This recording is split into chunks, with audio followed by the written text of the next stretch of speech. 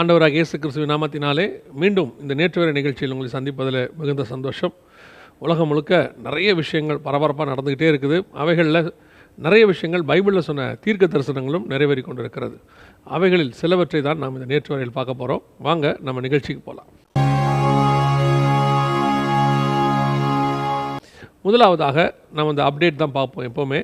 அதாவது இஸ்ரேல் ரஷ்ய 3ஆம் உலக யுத்தத்துக்கான அந்த முன்னோக்கி எடுக்கிற சம்பவங்கள். அதில் குறிப்பாக ரஷ்யா ஒரு மேஜர் மூவ் எடுத்திருக்கு. என்ன அப்படின்னு கேட்டிங்கன்னா, வரக்கூடியதான ஒரு மீட்டில் எஸ்சிஓ மீட்டுன்னு சொல்லுவாங்க. அதில் புதின் 2 முக்கியமான தலைவர்களை போய் சந்திக்க போகிறார். ஒன்று ஈரான், இன்னொன்று துருக்கி. அதாவது ஈரானைய தற்போதைய அதிபராக ஒருத்தர் நியமிக்கப்பட்டிருக்கிறாரு. அதோடு கூட துருக்கியினுடைய அதிபர் எரோடகனையும் பார்க்க போகிறார். இந்த 2 பேரையும் பார்க்குறதுக்கு அவருக்கு மிக முக்கியமான ரீசன் இருக்குது. நம்ம எல்லாருக்கும் தெரியும், அவர் ஏற்கனவே நார்த் கொரியாவுடைய அதிபரையும் பார்த்துருக்கிறார். இதில் புதின் இவங்க 2 பேரை பார்க்குறதுல என்ன ரொம்ப முக்கியம் அப்படின்னு சொல்லி கேட்டிங்கன்னா, நம்ம ஏற்கனவே சொன்ன மாதிரி தான் எசேக்கியேல் 38 ரஷ்யாவோடு இருக்க வேண்டிய 2 முக்கியமான நாடுகளில் ஒன்று ஈரான் பெர்ஷியா, இன்னொன்று தொகர்மா வம்சத்தாராகிய துருக்கி. ஸோ இவங்க எல்லாருமே இப்போ ஒரு கூட்டணிக்குள்ளே வராங்க. ஏற்கனவே துருக்கி அதிபர் சொல்லிட்டாரு, இஸ்ரேலுக்கு எந்த ஆதரவும் கிடையாது அப்படின்னு சொல்லிட்டார். இது மட்டும் இல்லாமல் இன்றைக்கி நடக்கக்கூடிய யுத்தங்களுக்கு பின்புலமாக இருந்து ஹவுதீஸ்க்கும் சரி அல்லது லீபனான் மக்களுக்கும் சரி ஆயுதங்களை சப்ளை பண்ணுற மிக முக்கியமான நாடு ஈரான்.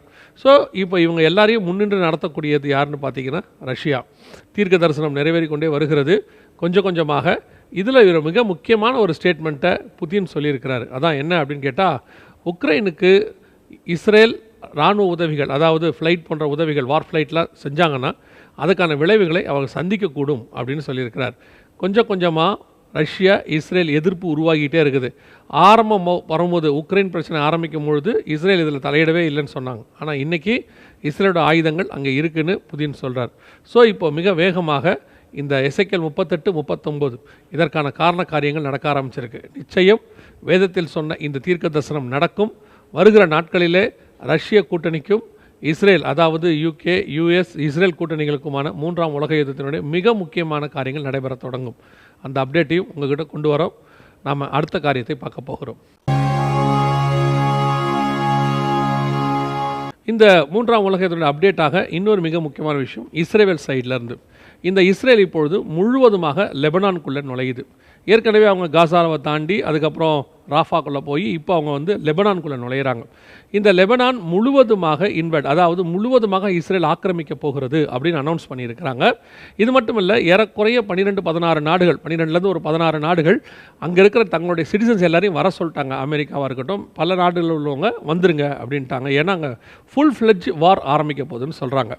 சரி, இந்த லெபனான் அப்படின்னு சொல்லக்கூடியது என்ன மிக முக்கியமானது அப்படின்னு பார்த்தீங்கன்னு சொன்னால், நம்ம வேதத்தில் ஆதியாகமத்தின் புஸ்தகம் 15ஆம் அதிகாரத்தில் இருக்கட்டும், யோசுவாவின் புஸ்தகம் 13ஆம் அதிகாரம் இருக்கட்டும், இஸ்ரேலுக்கு வகுக்கப்பட்டதான எல்லை எது அப்படின்னு சொல்லி ஆண்டவர் ஆபிரகாம்கிட்ட சொல்லுவார். அதை யோசுவா மீண்டும் உறுதிப்படுத்துவார். என்ன அப்படின்னு சொல்லி பார்த்தீங்கன்னா, அது லீபனான் முழுவதும் அப்படின்னு இருக்கும், ஃபுல்லாக இருக்கும் லீபனான் முழுவதும். இது பைபிளில் உள்ள கணக்கு. இது தாவீதின் காலத்தில் முழுவதுமாக இருந்தது. சாலமோன் பார்த்தீங்கன்னா லீபனான் வனம் அப்படின்னு சொல்லி அவர் ஒரு காரியத்தை செய்தார் என்பதெல்லாம் நம்ம பார்த்துருக்குறோம் இல்லையா. இப்போ அதெல்லாம் ஒத்துக்க மாட்டாங்க, இவங்க ஒத்துக்க மாட்டாங்க. காரணம் என்ன, இன்றைக்கி உள்ள சட்டத்திட்டத்தின்படி இன்றைக்கி உள்ள காரண காரியங்கள் தான் நம்ம பார்க்க முடியும், வேதத்தில் உள்ளதை எடுக்க முடியாதும்பாங்க. சில விஷயங்கள் அவங்களுக்கு தேவைன்னா அந்த வேதத்தின் காலங்களை எடுத்தும் கொள்ளுவாங்க. சரி, இன்றைக்கி உள்ள ஜெனீவா ஒப்பந்தத்தின்படி பார்த்தீங்கன்னு சொன்னால், லீபனான் இப்பொழுது ஹிஸ்புல்லா அப்படின்னு சொல்லக்கூடியதான ஒரு அதிகாரத்தின் கீழ் இருக்கிறது. இந்த ஹிஸ்புல்லாவை பொறுத்த வரைக்கும், நான் சொல்கிறது போன வாரம் வரைக்குமே, ஹிஸ்புல்லாவை பொறுத்த வரைக்கும் ஒரு தீவிரவாத இயக்கம். யார் சொன்னது அப்படின்னு கேட்டிங்கன்னா, அமெரிக்கா மட்டும் இல்லை, மத்திய கிழக்கு நாடுகளாக இருக்கிற அரபு நாடுகள் அத்தனையும், அரபு நாடுகள் கூட்டமைப்பு ஹிஸ்புல்லாவை தீவிரவாத இயக்கமாக வச்சிருக்கிறது. அவங்க அதை ஒத்துக்க மாட்டேன்னு சொல்லிட்டாங்க. ஆனால் இப்போது இஸ்ரேல் பிரச்சனை வந்த உடனே இஸ்ரேல் கூட ஃபுல் ஃப்ளெட்ஜில் ஹிஸ்புல்லா மோதுகிறதுனால இப்போ ஹிஸ்புல்லா அந்த தீவிரவாத இயக்கத்தை அவங்க தீவிரவாத இயக்கம் கிடையாது, அந்த தீவிரவாத இயக்க லிஸ்ட்லேருந்து அதை எடுத்துட்டு ஹிஸ்புல்லா இப்போ அங்கீகரிக்கப்பட்ட ஒரு இயக்கமாக மாறிடுச்சு. எப்படி பாலஸ்தீன இயக்கம் இருக்கிறதோ அந்த மாதிரி இதுவும் மாறிடுச்சு. ஸோ இப்போ பார்த்தீங்கன்னு சொன்னால் ஹிஸ்புல்லாவுக்கு முழு ஆதரவு, ஏன்னா அந்த தடையை நீக்கினா தான் அதுக்கு முழு ஆதரவு எல்லாரும் கொடுக்க முடியும். தடை செய்யப்பட்ட ஒரு தீவிரவாத இயக்கத்துக்கு கொடுக்க முடியாது. அந்த தடை நீக்கப்பட்டு விட்டது. இப்பொழுது முழுவதுமாக ஆயுத உதவிகள் எல்லாருமே செய்ய ஆரம்பிச்சிருக்கிறாங்க. ஆனால் எல்லாரும் சொல்கிறது என்னென்னா, இந்த லீபனான் முழுவதும் இஸ்ரேல் வசம் வந்துடும் அப்படின்னு தான் சொல்கிறாங்க. வேதத்தின்படி நான் சொல்லலை, இன்றைக்கி நடக்கிற சம்பவத்தின்படி சொல்கிறேன். நம்ம அடுத்த காரியத்தை பார்க்கலாம். இயேசு சொன்ன மிக முக்கியமான அடையாளங்களில் ஒன்று, கடைசி கால அடையாளங்களில் ஒன்று பஞ்சங்கள். இதை பற்றி நிறைய விஷயங்கள் பார்த்துக்கிட்டே வரோம். குறிப்பாக நாம் நினச்சி கூட பார்க்க முடியாத 2 முக்கியமான சம்பவம் நடந்திருக்கு. என்ன அப்படின்னு கேட்டிங்கன்னா, ஒன்று யூகேல, அதாவது யுனைடெட் கிங்டம் என்று சொல்லக்கூடியதான ஒருங்கிணைக்கப்பட்டதான இங்கிலாந்து தேசம். அதாவது 4 நாடுகள் அதில் இருக்கும். ஸ்காட்லாந்து, நார்தர்ன் அயர்லாந்து, அப்புறம் இங்கிலாந்து, வேல்ஸ் என்று சொல்வார்கள். இப்போ நார்தர்ன் அயர்லாந்து அதில் இல்லை. ஸோ இந்த 3 நாடுகள் இருக்கும். இந்த நாடுகளுக்குள்ளே இவங்க ஒரு காலத்தில் யாருன்னு கேட்டிங்கன்னா, சூரியன் அஸ்தமிக்காத சாம்ராஜ்யம்னு சொல்லுவாங்க. அவ்வளவு நாடுகளை அரசாண்டதான ஒரு நாடு. அது மாத்திரமல்ல, இவங்களுடைய வல்லரசு தான் உலகத்தில் மிக நீண்ட வல்லரசாக இருந்து இந்தியா உட்பட பல நாடுகளை இவங்க அரசாண்டிருக்கிறாங்கன்னு பார்க்குறோம். ஆனால் இன்றைக்கி அவங்க நிலைமை என்னென்னா, உலகத்திலேயே அதிகமாக ஜனங்கள் ரோட்டில் தூங்குகிற நாடுகளில் அவங்களும் ஒருத்தர். இப்போ காசாவில் பிரச்சனை, அதனால் டென்ட்டில் தங்கியிருக்கிறாங்க. ஆனால் இங்கே வீட்டு வாடகை கொடுக்க முடியாமல், வீட்டில் இருக்க முடியாமல் ஜனங்கள் பெரும்பான்மையானவர்கள் தெருக்களில் டென்ட் போட்டு தூங்குறாங்க. அதிக அளவில் பிளாட்ஃபார்ம்ஸ் முழுக்க ஆக்கிரமிச்சிருக்கிறாங்க. இங்கிலாந்துக்கு இப்படி ஒரு நிலை வருமா? யோசித்து பாருங்கள். எத்தனையோ நாடுகளுக்கு படி அளந்தவங்க இன்றைக்கி இங்கிலாந்து இந்த மோசமான இடத்தில் போய் கொண்டிருக்கிறது. அது மட்டுமல்ல, இங்கிலாந்தில் இது இல்லாமல் உள்நாட்டு கலவரமும் அதிகரிச்சுக்கிட்டே போகுது. எலெக்ஷன் வரப்போது, அதுவும் மிகப்பெரியதான ஒரு மாற்றத்தை கொண்டு வரும்னு சொல்கிறாங்க. இதெல்லாம் ஏன் இங்கிலாந்தை பற்றி இவ்வளோ விஷயம் பார்க்குறோன்னா, ஒன்று, இந்த 3ஆம் உலக யுத்தத்தில் இஸ்ரேலுக்கு இருக்க வேண்டிய நாடுகளில் மிக முக்கியமான இங்கிலாந்து, தர்ஷீஷ் அப்படின்னு சொல்லுவாங்க. அது மட்டும் இல்லை, இங்கிலாந்து இந்த பஞ்சத்துக்கு போகிறதுக்கு என்ன ரீசன் அப்படின்னு கேட்டிங்கன்னா, அடுத்து 10 நாடுகள் கூட்டமைப்பு யூரோப்பியன் யூனியன் தான் வல்லரசாக மாறணும். அதில் இந்த 10 நாடுகளில் ஒன்றாக இங்கிலாந்து இருக்கணும். இங்கிலாந்து தன்னுடைய வளத்தால் யூரோப்பியன் யூனியன் கூட சேர மாட்டேன்னு ஏற்கனவே சொல்லி வச்சிருச்சு. அதாவது அஃபிஷியலி அவங்க ஸ்டேட்மெண்ட்டில் இருப்பாங்க. ஆனால் அவங்களுடைய விசா, ஷெங்கன் விசாவோ யூரோ கரன்சியோ இங்கிலாந்தில் செல்லுபடி ஆகாது. அவங்க தனித்து இருப்பாங்க. இன்றைக்கி இங்கிலாந்துடைய இந்த நிலைமை மீண்டும் யூரோப்பியன் யூனியன் கூட சேர்கிற இடத்துக்கு போயிருச்சு. இங்கிலாந்திலேயே யூரோப்பியன் யூனியன் சேருவதற்கான ஆதரவு பெருகிருச்சு. ஏற்கனவே எடுத்ததில் பார்த்தீங்கன்னா ஒரு 2% மக்கள் இதுக்கு எதிராக இருந்தாங்கன்ட்டு யூரோப்பியன் யூனியனோட இங்கிலாந்து சேராமல் இருந்துச்சு. இப்போ திருப்பி அங்கே சேரப்போகுது. எல்லா காய்களும் பார்த்திங்கன்னா கரெக்டாக நகர்ந்து வருது. இந்த பஞ்சத்தினுடைய விளைவு 3ஆம் உலக யுத்தம். 3ஆம் உலக யுத்தத்தினுடைய முடிவு இங்கிலாந்து யூரோப்பியன் யூனியனோடு சேரும். 10 நாடுகள் கூட்டமைப்பு உருவாகும். அது வல்லரசாக மாறும். இப்போ எல்லாமே மிக தெளிவாக நடைபெற்று கொண்டிருக்கிறது. இந்த பஞ்சத்தினுடைய இன்னொரு மிக முக்கியமான நாடு யார் அப்படின்னு பார்த்தீங்கன்னு சொன்னால் அமெரிக்கா. யூஎஸோடைய நிலைமை எவ்வளோ மோசமாக போயிட்டுருக்குன்னு பார்த்துக்கிட்டே இருக்கிறோம். இப்போ யூஎஸோட நிலைமை என்ன சொல்கிறாங்கன்னா, மீள முடியாத கடனுக்குள் அமெரிக்கா போய்விட்டது. அமெரிக்காவில் கடன் வாங்கிறதுக்கு நெசட்டில் அவங்க என்ன செஞ்சுருக்கிறாங்கன்னு கேட்டிங்கன்னா, அந்த லிபரலைசேஷன் கொடுத்துக்கிட்டே வந்தாங்க. கொஞ்சம் கொஞ்சமாக கொடுத்தாங்க. ஆனால் இப்போ அதையெல்லாம் தாண்டி போயாச்சு. இனி அமெரிக்க கடன் அடைக்கவே முடியாதுங்கிற இடத்துக்கு போயிடுச்சு. சரி, ஜனங்களை இது எந்த அளவுக்கு பாதிச்சிருக்குது அப்படின்னு சொல்லி பார்த்தீங்கன்னு சொன்னால், காஸ்கோன்னு சொல்லுவாங்க. அங்கே இருக்கக்கூடிய நம்ம ஊரில் இருக்கிற ஒரு பெரிய ஷாப்பிங் மால் மாதிரி அது அங்கே இருக்கக்கூடியது.